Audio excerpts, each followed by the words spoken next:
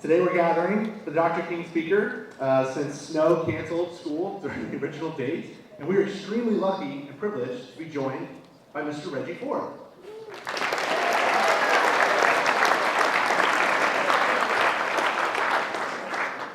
Mr. Ford earned his bachelor's degree in economics at the university across the street and his master's degree in accounting from the Owen Graduate School of Management. As the founder of Rose Creek Wealth Management, Mr. Ford has been recognized as one of Nashville's Black 40 Under 40 individuals, Nashville Business Journal's 40 Under 40, as well as Nashville's Top 30 Under 30. He was featured in the Top 100 People in Finance magazine and also nominated for the Forbes 30 Under 30. His insights have been featured in prestigious media outlets, including Forbes, ESPN, and USA Today. In addition to speaking, Mr. Ford is also a certified yoga instructor and leads awe-inspiring classes for people of all backgrounds. He serves on boards of several nonprofit organizations with a focus on healthcare, wellness, and childhood empowerment. He's really an underachiever. Finally, Mr. Ford authored a book, Persevering Through Severe Dysfunction, Breaking the Curse of Intergenerational Trauma as a Black Man in America. A fellow author described that work as Mr. Ford has written a brilliant account of his personal journey from pain to peace. But more than just a fascinating story of one young man's battles with the generational traumas associated with racism and poverty in America, PTSD is a primer on just how deeply embedded those traumas are in our society and the factors that perpetuate them. Let's welcome Mr. Ford. That was great. That was great. Thank you. Thank you, Mr. Folk. I appreciate that. If you can hear, say persevere. Persevere. I got some energy today. If you can hear, say persevere. Yes, I love that. I'm going to talk a lot about perseverance. That's a big part of my story about my life. And I think a big part of King's legacy that we'll touch and talk about today. But one thing that I want to point out is that I don't think if Martin Luther King was here today, Rosa Parks, Malcolm X, if those people were still here with us today, they wouldn't want us to still just be talking about them during Black History Month, right? There's so many people who create Black history past their time and still to this day. And I want to give a special shout out to Roderick White, who invited me, who's become a friend of mine and who I believe is creating Black history right now. So I know he's not here, but can we give him a round of applause?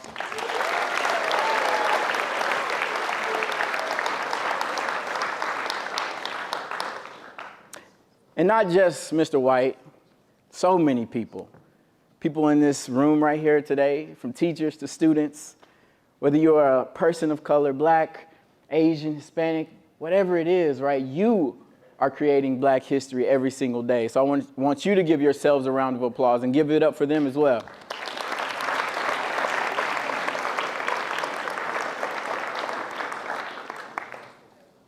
And I don't want to exclude my white people. I love y'all. What's up? White people, y'all are a part of this as well, right? We know that 1957, schools started to be desegregated. 1975, USN is founded. This opportunity to commingle the way that we do today, this wasn't always there. And so with you, white, Black, Asian, Hispanic, you all are creating this history that makes this world a better place, that lives what King dreamed. So give it up for yourselves.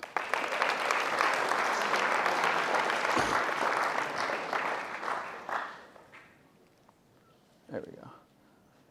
So who am I? Y'all heard a little bit about the introduction. Let me go back real quick. I have a dream. This is one of my favorite quotes because I think it speaks to that commingling.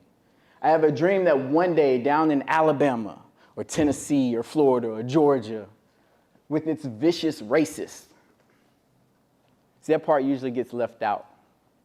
We hear the part about being judged by the content of their character, not the color of their skin. That part sounds really nice. But hearing vicious racists in states like ours, in states that are connected to ours, is hard to hear. We usually shy away from some of the evil parts of our past, but I think we must embrace those and must learn from those. That little Black boys and Black girls will be able to join hands with little white girls and white boys as sisters and brothers. I just want you to look at your neighbor and say, I love you. Look at another neighbor and say, I love you.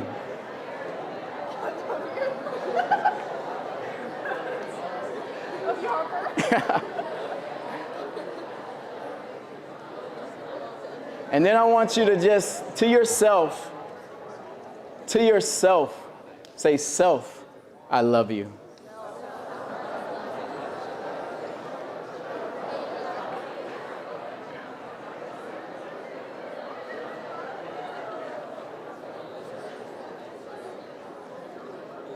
Can I get the next slide?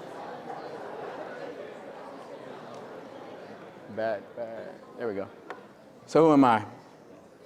I'm an author, as you heard, an advisor. I'm a mental health advocate. It's a big part of my life. I'm a social activist, fighting for things that I feel are unjust so that all good things are afforded to all people, right? My journey has been one of ups and downs, many ups and downs. I grew up right here in Nashville, born and raised on the east side. Born to a 14-year-old mother. Raise your hand if you're older than 14 right now. Raise your hand if you have a child right now. Right? 14. That was my mom, and if you can imagine what it's like to have a child birth you, there's a lot of struggle in that. There's a lot of things that you have to overcome, a lot of trauma, hard stuff. But one thing that my mom always stressed was the importance of education. And so when it came to school, she was on me and made sure that I did really well. Started off in Metro Public Schools, but ended up at Montgomery Bell Academy. Y'all don't do what we used to do. At MBA, if another school was named, we'd hiss. Which is weird, right? But I went to Montgomery Bell Academy, and let me tell y'all, that was one of the hardest transitions I've ever made in my life. Being at that school as the only person who identified as black in my class when I first got there, from a school where everybody was similar to me, was the hardest thing that I had to deal with. Right? Being looked at dead in my eyes and being asked, is that even English what you're talking about? I can't understand you. What are you saying? Do you live in the projects? All the stereotypes that you can imagine. That was difficult for me, and I was there from 8th to 12th grade. Fortunately, I ended up assimilating and doing really well there. Right? The school's motto, an ideal student, is gentleman, scholar, athlete, and I won that award at the end of the year multiple years. And that's something that I'm truly proud of, because through all of the adversity that I was faced with at that school, I upheld what the school represented in the highest value. I left MBA and went to Vanderbilt University, anchored down. Yeah.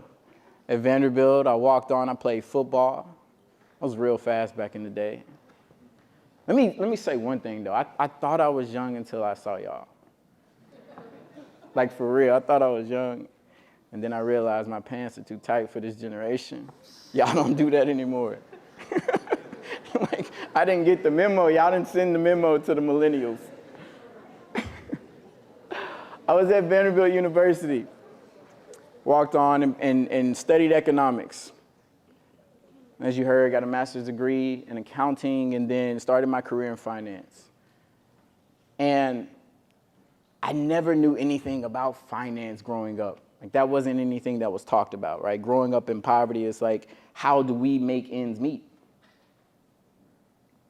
But I'm learning this stuff. I'm being exposed to different things and different ways of thinking. One of the best things that I probably have done for myself is get that knowledge. I started working with some of the largest companies in the world before starting my own company, Rose Creek Wealth Management. And the name Rose Creek comes from the metaphor of the rose that grows from a crack in the concrete. Right? Through all the perceived impossibilities, little light, no soil, no water, the rose still grows. Right? That epitomized my life. And I wanted to celebrate that. Not just for me, but for all the roses out there that are growing from a crack in the concrete. And I see roses in each and every one of you, right? Because we all go through adversity. We all go through hard things. But to see your faces, to see your eyes, to see you smiling, you're going through it, and you're going to make it. So give yourselves another round of applause because I'm proud of you.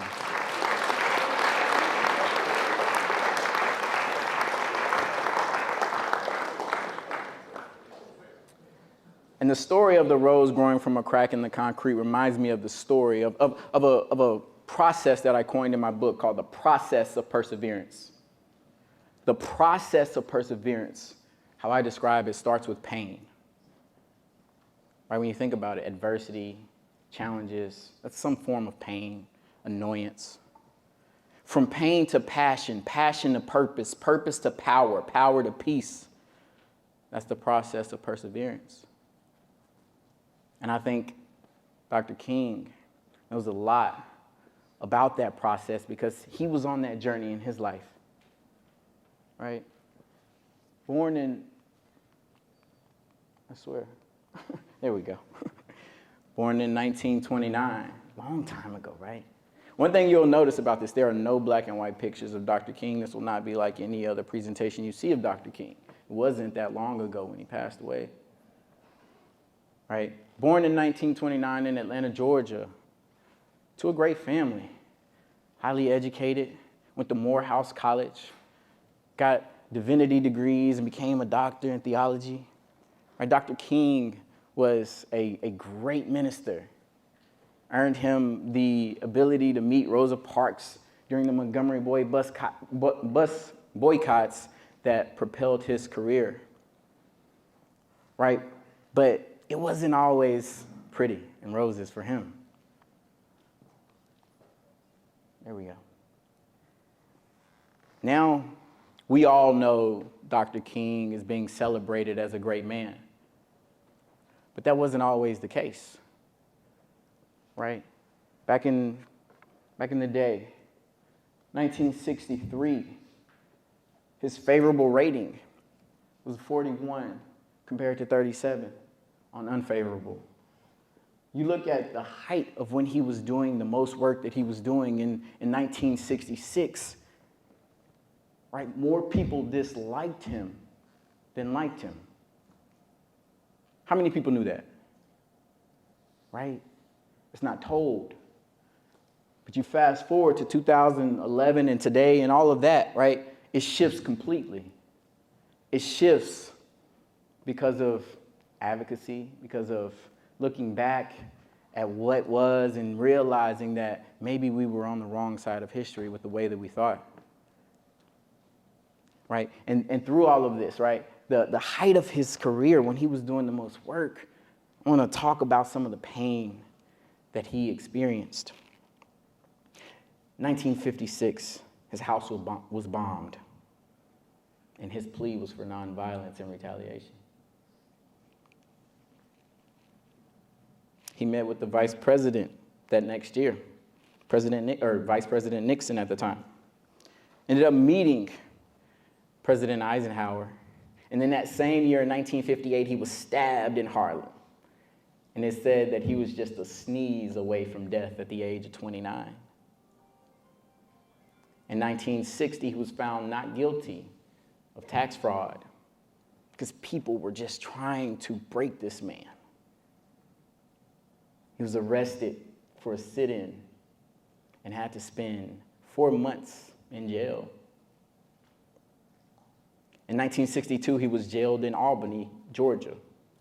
And he was also struck in the face 2 times by a Nazi in Alabama. 1963, he writes his letter from Birmingham jail, again in jail, for fighting for justice. And then that same year, he delivered his I Have a Dream speech at the March on Washington for Jobs and Freedom. 1964. He's the man of the year by Times Magazine. But in that same year, he's arrested in Florida for wanting to be served at a white-only establishment.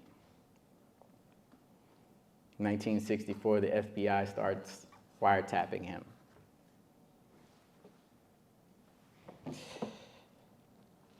And the director of the FBI, Hoover, calls him the most notorious liar in our country. He won the Nobel Peace Prize that year. If you haven't seen Selma, 1965, Selma erupts.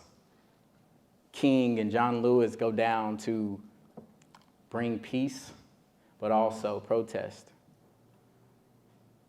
1968 gives his final speech, "I've been to the mountaintop." And then in April of that year, he was shot and killed in Memphis, Tennessee. 1968, still about that, right? Unfavorable view of this man who was fighting for justice for all people, was fighting against injustice, was fighting for a war on poverty, right? Wanting jobs, wanting all of these things for people was highly unfavored. I want you to think about how things are told to you and how you digest that, because you all are very smart. You all can use your brain to know what's right, what's wrong. And I want you to use that intuition. Use that intuition as you go through life. Don't ever forget it, because there are going to be other instances where history in the present is being told in a totally different way than it will be in the future. And I want you to be on the right side of that. So I told you that King was familiar with the process of perseverance. We heard about that pain. His passion was ignited, right, for fighting for justice. From pain to passion. Passion is this burning desire to stop that pain, right? But we know that there have been crimes committed in passion. We know that passion can look like outrage. It can look like all different types of things. And so how do you create a sense of direction for good? You have to turn that passion into purpose by doing what is right. And we know that King, his approach was nonviolence. I love this quote. "Darkness cannot drive out darkness. Only light can do that. Hate cannot drive out hate. Only love can do that." Right? His approach was love, was peace. And think about it when I tell you, right, in the future, history is going to be a little bit different. He was peacefully protesting, and it was said that that was wrong. People go and riot. That's wrong. What do you do if you want change? I want you to know that it's going to be a lot of adversity when you are fighting against evil. But you band together, hold hands with your brothers and sisters, and you fight for what you know is right. Right? His purpose. He was doing a lot of things in his life. Ending segregation and prejudice around the country through peaceful protests. I don't know if I could have been that peaceful, y'all. I do yoga to bring me down a little bit, but I don't know if I could have been that peaceful. He was fighting for everyone to have the right to vote. Right? We take some of these things for granted now. We don't even show up to the polls. But think about that, not having an ability, not having a voice to decide whether or not you get to go into that restaurant and eat or not. Not having a voice on what is legislation that governs you. Fighting for labor rights. Economic justice. I don't know if many people knew this, but King was a proponent for universal basic income.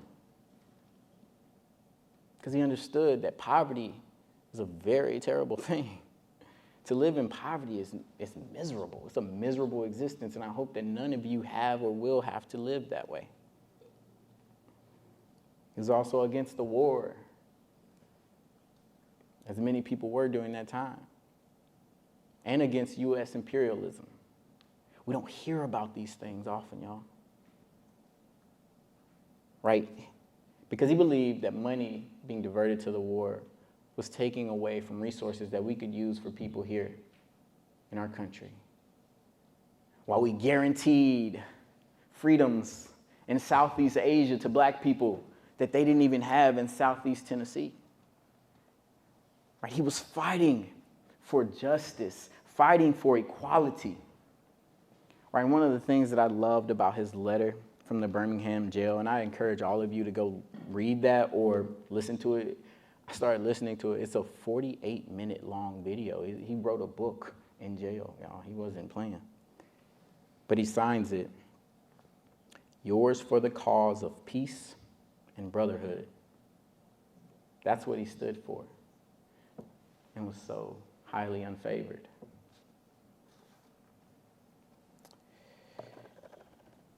From pain to passion, passion to purpose, purpose to power. What's power, y'all? Power is the competence, the confidence, the mastery of the art.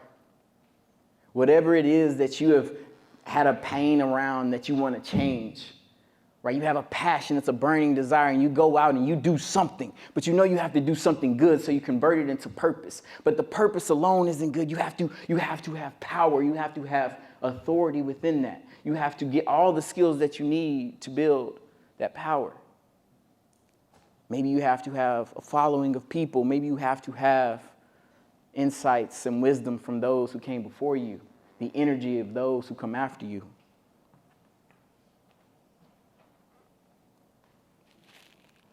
I think King possessed the power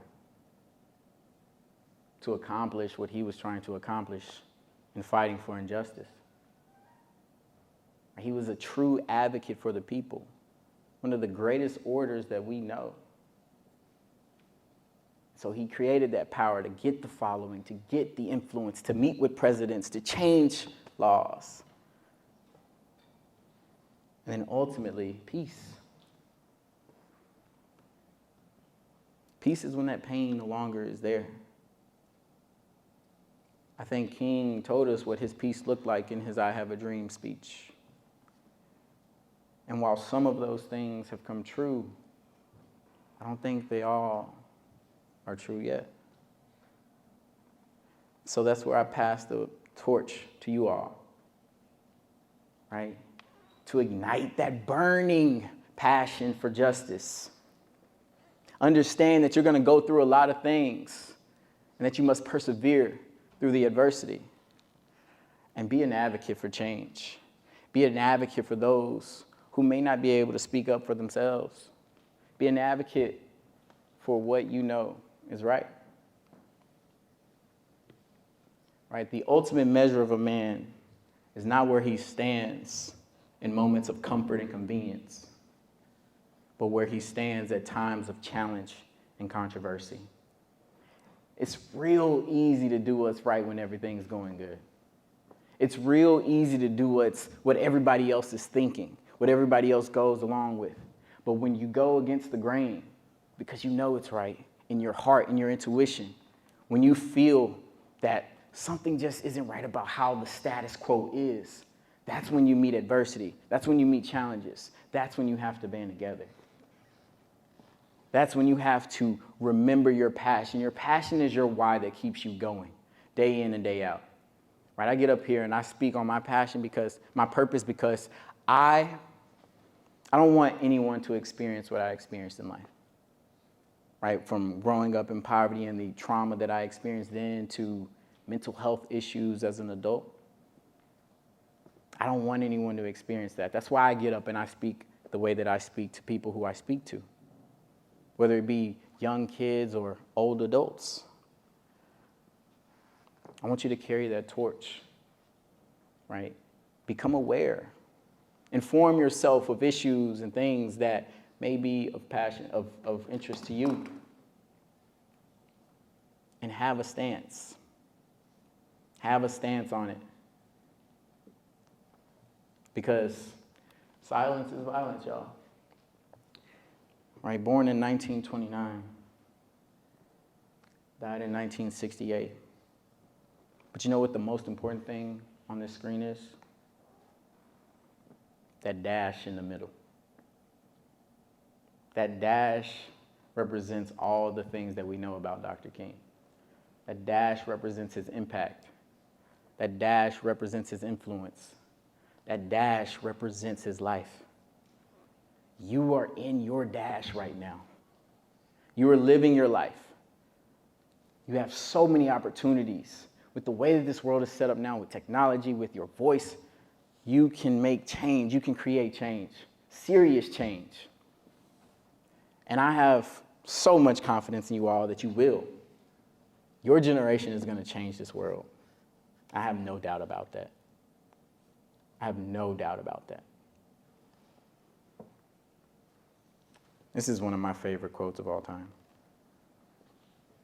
Our lives begin to end the day we are silent. Oh, gosh. Our lives begin to end the day we become silent about things that matter. Right? Don't sit on the sidelines. I don't have an opinion. Don't be that person. Right? Have an opinion. There we go. Have an opinion. Because your opinion matters. You matter. Right? I want you to ignite that passion. Persevere through the adversity and advocate, speak up for change. Not just for yourself, but for others as well. Because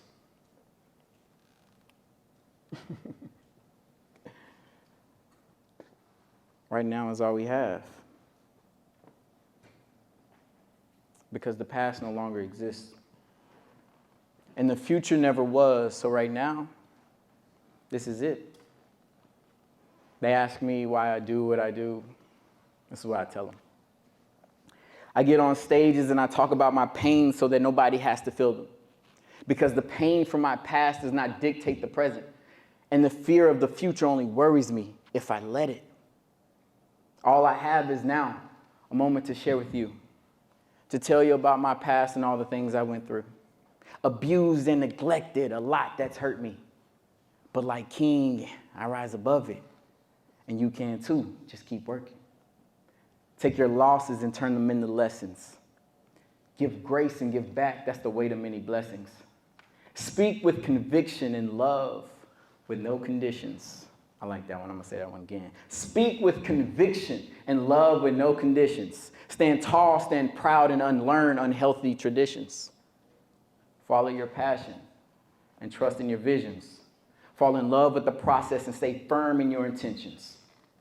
And trust that the results, that the legacy will be a byproduct of the work. And don't bottle up emotions. Because as we know, bottles can burst.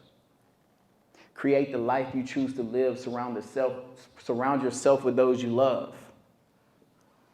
Give thanks for every breath. And linger with every hug. Because all we have is now, this moment, this day. Spread light, love, peace, joy everywhere you go and tell people that's the USN way. Thank you. My name is Reggie Ford.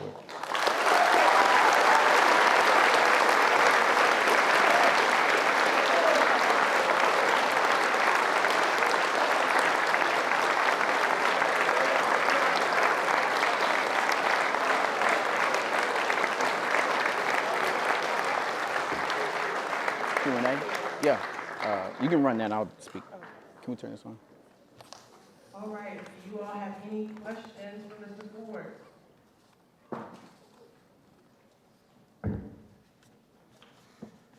I'm not leaving until I get at least 3 questions.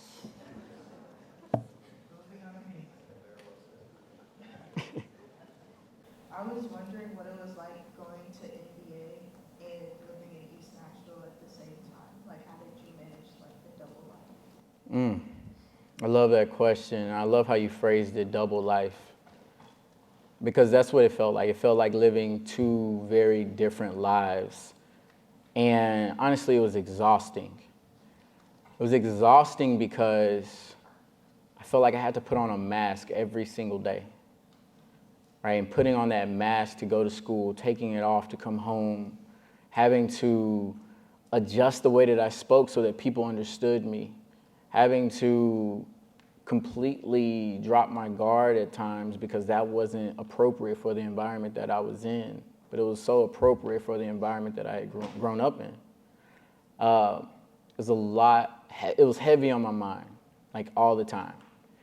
And I don't think, the hardest part of it all was there were very few people who understood my experience and what I was going through, especially the first year. And it felt very isolating. And so when I look back, I think about some of the folks that were welcoming and bringing me into their homes and things like that. What I wished had happened was just a little bit more curiosity about what my life actually was instead of assuming and stereotyping, because that's what I was doing. I was being curious about my new environment and how this all works. But it was like the one word that comes to mind when I hear that question is exhausting.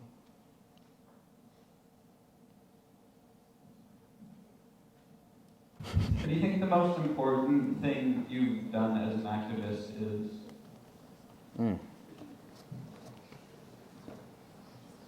That's a great question. I think activism can come in so many different forms, right? I can write and I speak and I can do those things and stand up in front of people and it'd be okay. Not everybody can do that. I think one of my greatest forms of activism is talking about mental health. Because I think stigmatizing mental health is a form of injustice and inhumanity to us all that I don't even understand how it still is perpetuated to this day. And when I think about some of the conversations I've had with people, mostly men, who from the outside looking in, you probably would never think that they would have a vulnerable conversation. They open up because I'm so vulnerable about my experience. So much that in the last 3 weeks, I've had 3 conversations with men who have disclosed to me that they were ready to take their own lives. But it was something about talking to me, finding hope that the future would be better, that allowed them to keep going, to persevere. So when I think about my greatest form of activism, it's that, saving lives through being vulnerable.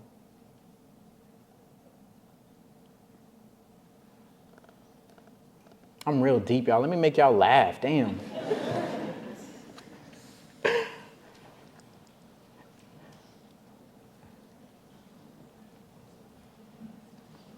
My name and Why y'all laughing? I know like everybody that's doing so. Basically, my question to you, what does that poem mean to you? Like, I know you spit bars in it, but like, I want you to tell everybody here who didn't hear it, it went over their head. Like, Yeah. what does that mean to you? That's real. Thank you for that. My mixtape's dropping soon. No, I'm kidding. That poem, I wrote that poem on a plane one year, and I feel like it truly encapsulates my philosophy on life. I walk around, you probably can't see them right now, but I have these beads as reminders on my wrists. This one I got when I graduated from yoga teacher training, represents unconditional love and grace, which I put into the poem. It says peace, and this is a self-knowledge, self-knowing, which I think is something that we all are seeking and should be seeking, because to know thyself is to love thyself is to love others. And so I put all of big philosophical thoughts of mine into that poem so that I could share that with the world in a condensed fashion.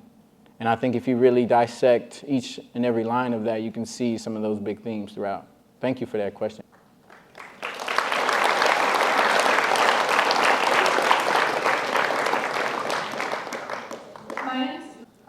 And I thought it was really moving that how you persevered in your life, and I was wondering, like, were there ever times where you felt like giving up, and how did you learn, like, how to instill that in you? Like, how did you learn to, like, keep going despite all the things that you went through? Yeah.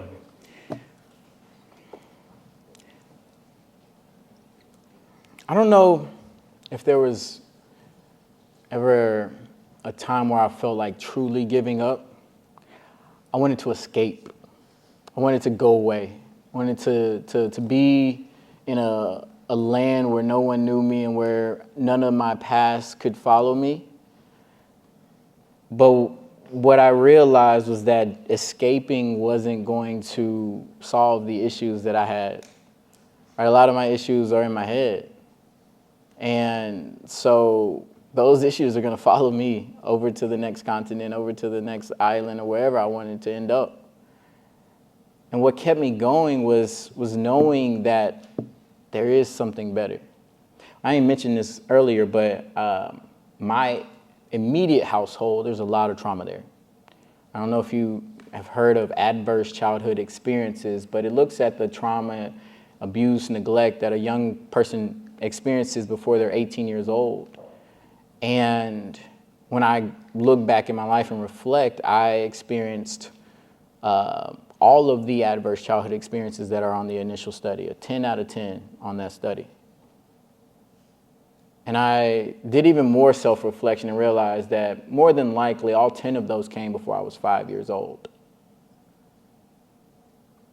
But the saving grace, I think, for me was I had two very loving grandparents who were the complete opposite of that. And I had these moments of respite where I could be with them and know that it was going to be better, whether it be the weekend, whether it be the summer, whether it be a random day, it's going to get better when I go see them. And I think having that safety in my life really instilled in me that as bad as it gets, as dark as it is, tomorrow the sun will come out.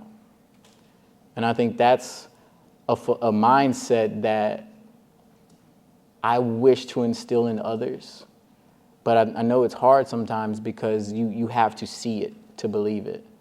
But if I can be an example to any of you all, like 2019 was the absolute worst year of my life. This was when some of that Forbes stuff, some of the top 100, all that stuff, that truly doesn't mean much to me. That's when a lot of that was happening, but I was going through the most mental health issues of my life. I was dealing with grief, I was dealing with depression, anxiety, and a whole new level, things that I had never known. I didn't know what anxiety was until that year. But it prevented me from sleeping for 30 days. PTSD triggers and everything else were heavy on me. And I remember laying on the floor and I was crying and laughing and blabbering, and it was just like this cycle of emotions just erupting on the floor. And my wife was trying to console me, and my dog was there, and I just I don't really truly remember what I was saying or what I was doing, but I know it was a full-blown anxiety attack. I feel like that was the darkest part of my life. That eruption of emotion allowed me to get some sleep that night. And I knew that the sun would come out tomorrow. And when that sun did come out, I knew that I had to get some help. And that's what I've been on the journey of doing since then.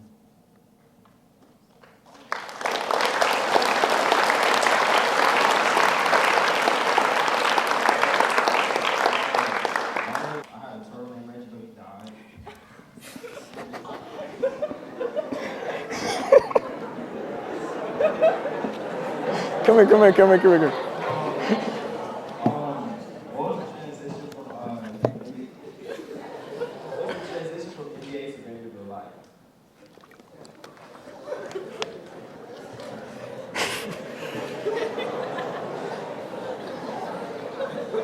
I'm sorry about your turtle, bro.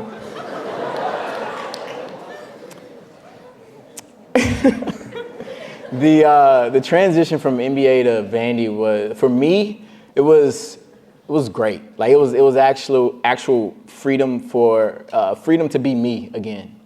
I think in college, like when you pick a school, y'all, when y'all think about schools and you pick a school, I want you to really think about the people, right? Like I had opportunities to go to Harvard, Stanford, Yale, like all those schools, but it was about the people that I knew I would be able to be myself and be truly who I am around.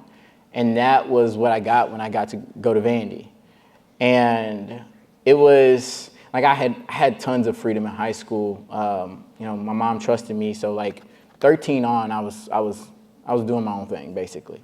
And but the level of authenticity that I was able to show without taking off that mask and putting that mask on every single day was beautiful. So Vandy was fun. Playing football was amazing. When we started to win, I played 2 and 10 seasons and some bowl games, and so like it was a night and day shift in how we were playing.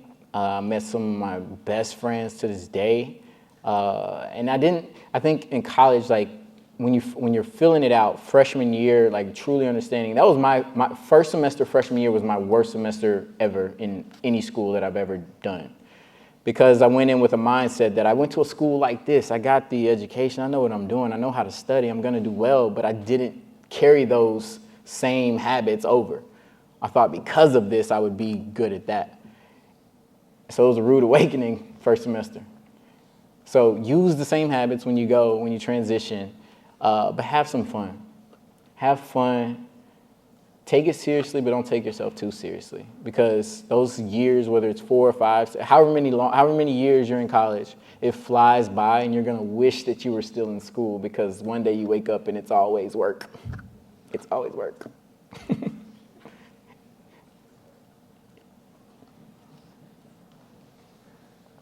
was wondering if you could talk about a time in your activism where you experienced adversity, someone telling you that your opinion was wrong. Yeah.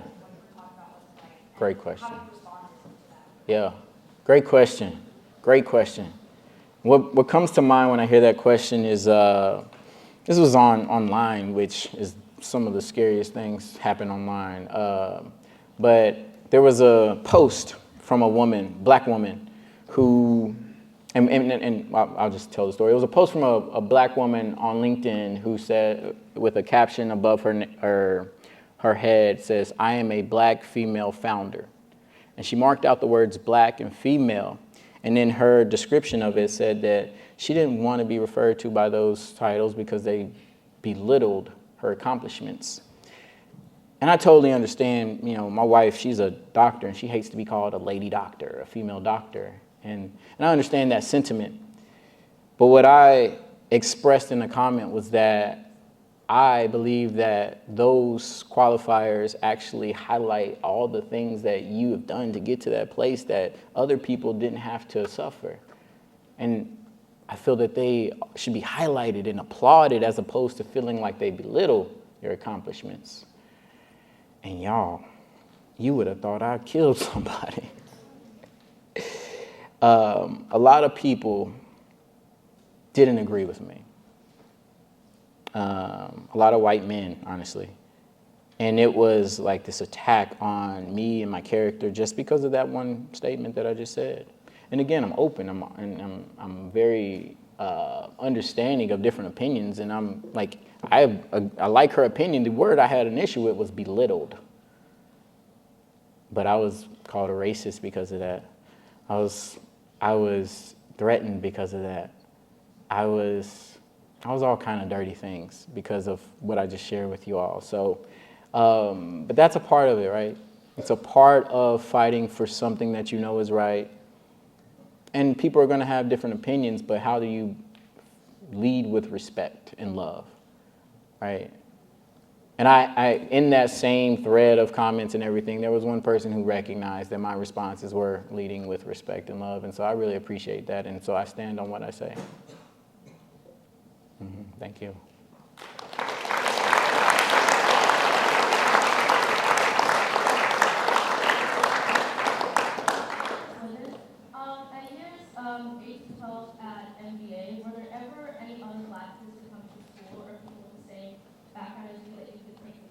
Yeah. What was it like the entire time? You know, so just 8th grade was that year, and then the next year there were 2 other black students in my class, and then high school it opened it up to other grades, and so the class ahead of me, class of 2000, I don't want to tell y'all how old I am, class of 2008 at MBA they were my big brothers.